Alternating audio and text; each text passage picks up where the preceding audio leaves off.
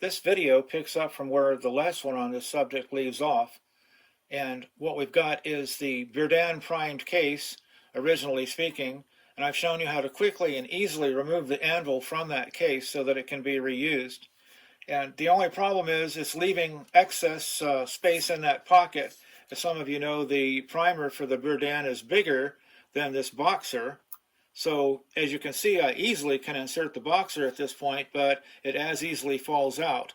So that has to be remedied. That excess clearance needs to be eaten up. Fortunately, we've got just the material to do it with if we have 22 long rifle casings that are fired. It's not very difficult to use the primer pocket swaging tool to not only insert the casing, but also to permanently press it into place. And then with a little extra work of trimming and a little bit of cleanup, we'll be ready to prime that case and should be able to use it for some time to come. I'm going to demonstrate the rest of those steps right now. Now let's seat the casing into the primer pocket. We first want to insert the cartridge, and then with the large primer pocket peener, we're just going to make sure it's straight. And it doesn't take much pressure, just a little bit of pressure to seat it. Like that. It's done. And then we're ready to trim it and actually prime it.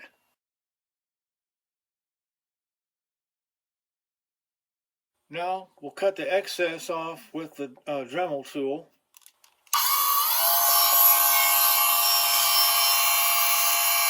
And we'll clean it up in just a minute.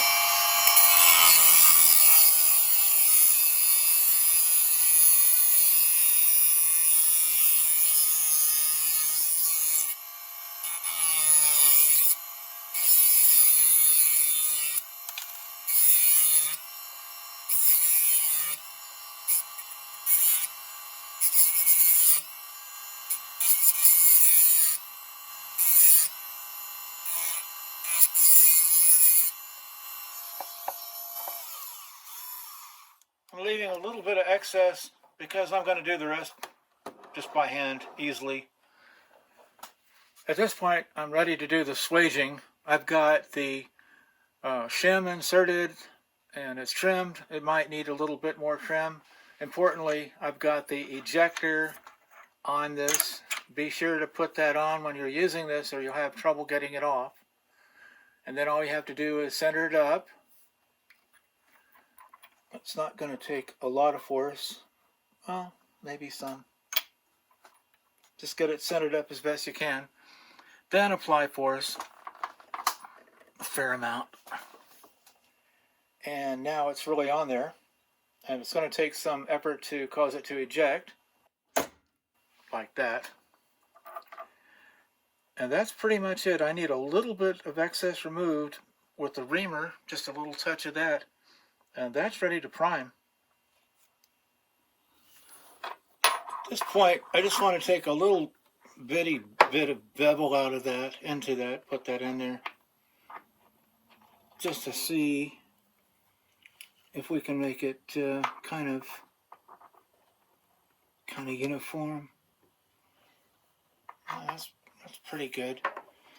I've got the hand primer here. So now I'm just going to put it in there and see what happens.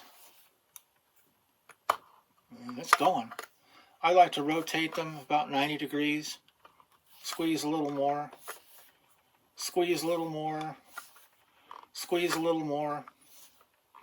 Kind of babying it, but the end result is it's seated and it looks good. That's not going to come out of there. So all I need to do now is load up a few of these, take them to the range and test them.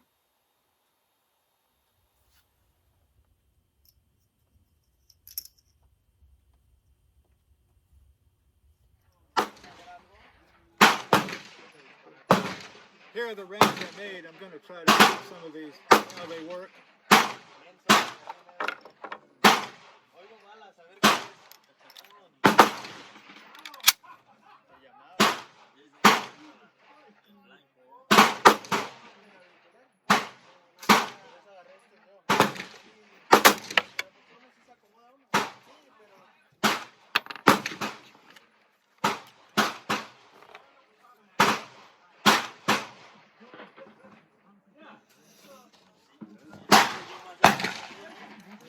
So it looks like it worked.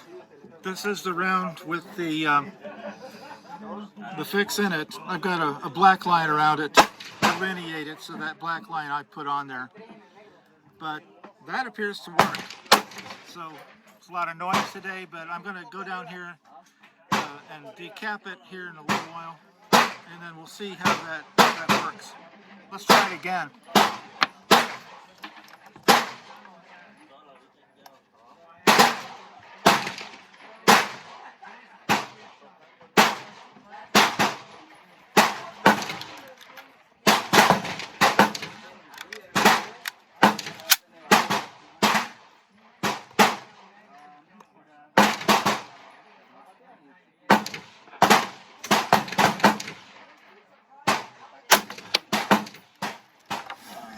Lost that one. Let's get another one in here.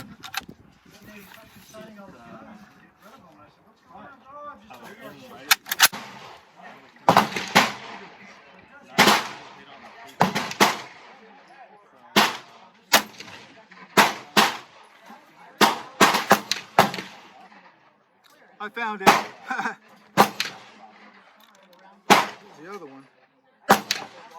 Okay. Not a real good job catching it, but that primer is still in there. Looks pretty good. That's two of them.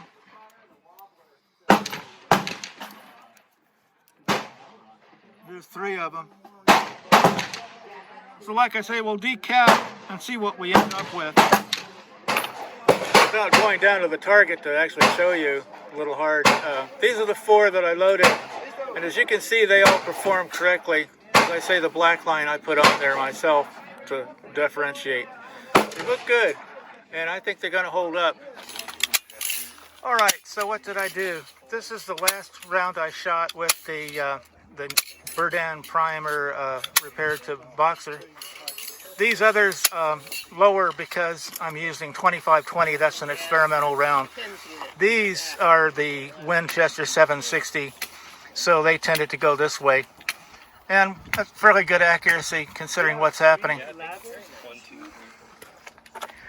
I'm going to shoot some more. After all that noise, here we are again, back into quiet zone where we can take a better look at this. And these are the four. I'm going to deprime them now, but as you can see, the primer held in there just fine. I'm curious as to what's going to happen when I deprime, and if the pocket remains intact, that's great. If not, it would have to be reworked, but even so, it's kind of like free brass that we can use again. So let's deprime and find out what we've got.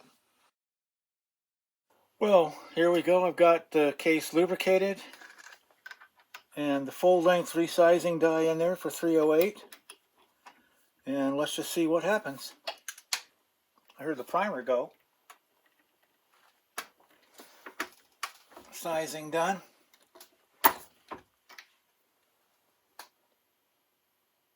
And it looks like, I don't know if you can see, try not to move it too much, the lining is still there. Let's do a close-up of that. I still see that sleeve is still in there, and it did not come out. Let me just take a primer and by hand just see, does it slip in or slip out easily.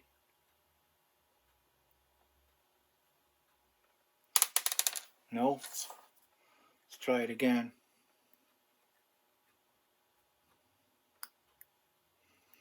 No, I can't seat it. I know it's not going to.